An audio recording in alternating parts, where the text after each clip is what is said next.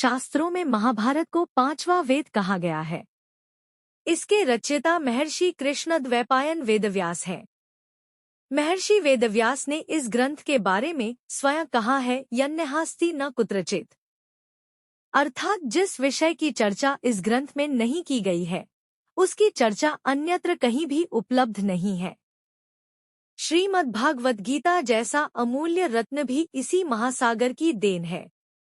इस ग्रंथ में कुल मिलाकर 1,00,000 श्लोक है, इसलिए इसे शतसाहस्त्री संहिता भी कहा जाता है। यह ग्रंथ विचित्र और रोचक बातों से भरा है। बहुत कम लोग ही इस ग्रंथ की रोचक बातों को जानते हैं।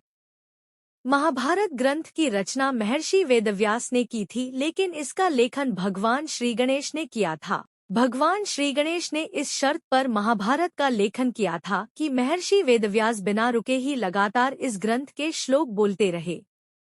तब महर्षि वेदव्यास ने भी एक शर्त रखी कि मैं भले ही बिना सोचे समझे बोलूं, लेकिन आप किसी भी श्लोक को बिना समझे लिखे नहीं। बीच बीच में महर्षि वेदव्यास ने कुछ ऐसे ग्रंथ बोले जिन्हें समझने में श्री गणेश को थोड़ा समय लगा, और इस दौरान महर्षि वेदव्यास अन्य श्लोकों की रचना कर लेते थे। महाभारत ग्रंथ का वाचन सबसे पहले महर्षि वेदव्यास के शिष्य वैशंपायन ने राजा जन्मेजय की सभा में किया था। राजा जन्मेजय अभिमन्यु के पौत्र तथा परीक्षित के पुत्र थे। इन्होंने ने ही अपने पिता की मृत्यु का बदला लेने के लिए सर्पयज्ञ करवाया था। भीष्म पितामह के पिता का नाम शांतनु था। उनका पहला विवाह गंगा से हुआ था। पूर्वजन्म में शांतनु राजा महाभिष थे। उन्होंने बड़े बड़े यज्ञ करके स्वर्ग प्राप्त किया। एक दिन बहुत से देवता और राजर्षि, जिनमें महाभिष भी थे, ब्रह्मा जी की सेवा में उपस्थित थे। उसी समय वहां देवी गंगा का आना हुआ। गंगा को देखकर राजा महाभिष मोहित हो गए और एकटक उन्हें देखने लगे। तब ब्रह्मा जी ने कहा, महाभिष तुम मृत्युलोक जाओ। जिस गंगा को तुम देख रहे हो वह तुम्हारा अप्रिय करेगी, और तुम जब उस पर क्रोध करोगे तब इस शाप से मुक्त हो जाओगे। ब्रह्मा जी के श्राप के कारण अगले जन्म में महाभिष राजा प्रतीप के पुत्र शांतनु बने। इनका विवाह देवी गंगा से हुआ। विवाह से पहले गंगा ने शांतनु से यह प्रतिज्ञा करवाई थी कि वे कभी कोई प्रश्न नहीं पूछेंगे। शांतनु ने उनकी यह बात मान ली। राजा शांतनु और गंगा की 8 संतान हुई। पहली 7 संतानों को गंगा ने जन्म लेते ही नदी में प्रवाहित कर दिया। वचनबद्ध होने के कारण राजा शांतनु गंगा से कुछ नहीं पूछ पाए। घोर तपस्या कर दिव्य अस्त्र प्राप्त किए और धनुर्वेद में निपुणता प्राप्त की। यह देखकर देवराज इंद्र भी घबरा गए और उन्होंने शरद्वान की तपस्या तोड़ने के लिए जानपदी नाम की अप्सरा भेजी। इस सुंदरी को देखकर महर्षि शरद्वान का वीर्यपात हो गया। उनका वीर्य सरकंडों पर गिरा, वह 2 भागों में बंट गया।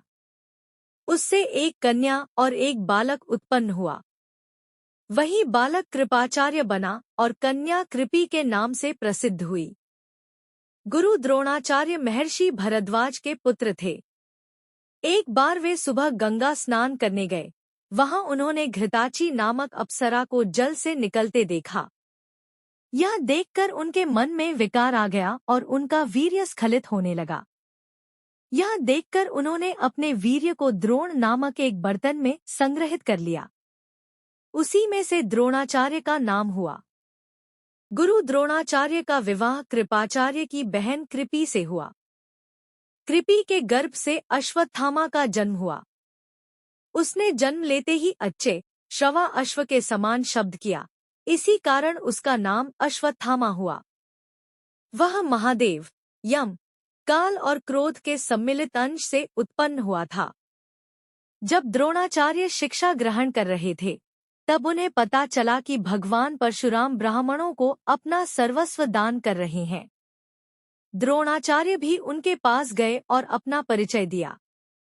द्रोणाचार्य ने भगवान परशुराम से उनके सभी दिव्य अस्त्र शस्त्र मांग लिए और उनका प्रयोग, रहस्य व उपसंहार की विधि भी सीख ली।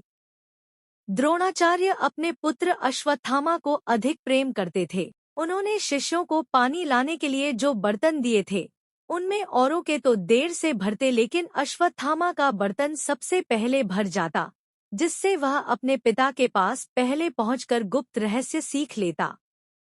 यह बात अर्जुन ने ताड़ ली। अब वह वारुणास्त्र से अपना बर्तन झटपट भरकर द्रोणाचार्य के पास पहुंच जाता। यही कारण था कि अर्जुन और अश्वत्थामा की शिक्षा एक समान हुई। जब पांडव वारणावत जाने लगे तो विदुर जी ने युधिष्ठिर को सांकेतिक भाषा में उस महल का रहस्य युधिष्ठिर को बता दिया और उससे बचने के उपाय भी दिए। विदुर जी की सारी बात युधिष्ठिर ने अच्छी तरह से समझ ली। तब विदुर जी हस्तिनापुर लौट गए। यह घटना फाल्गुन शुक्ल अष्टमी रोहिणी नक्षत्र की है। पांडव 1 साल तक वारणावत नगर में रहे। एक दिन कुंती ने ब्राह्मण भोज कराया। जब सब लोग खा पी कर चले गए तो वहां एक भील स्त्री अपने 5 पुत्रों के साथ भोजन मांगने आई और वे सब उस रात वहीं सो गए। उसी रात भीम ने स्वयं महल में आग लगा दी और गुप्त रास्ते से बाहर निकल गए। लोगों ने जब सुबह भील स्त्री और अन्य 5 शव देखे तो उन्हें लगा कि पांडव कुंती सहित जलकर मर गए हैं। हेलो दोस्तों, यह जानकारी आप लोगों को कैसी लगी कमेंट में जरूर बताएं। हेलो दोस्तों, यह जानकारी केवल तथ्यों पर ही आधारित है। अगर दोस्तों आप लोग चैनल पर नए हैं तो चैनल को सब्सक्राइब कर ली तथा बेल आइकन को दबाना ना भूले, जिससे वीडियो की नोटिफिकेशन आपके पास सबसे पहले पहुंच सके। वीडियो देखने के लिए धन्यवाद।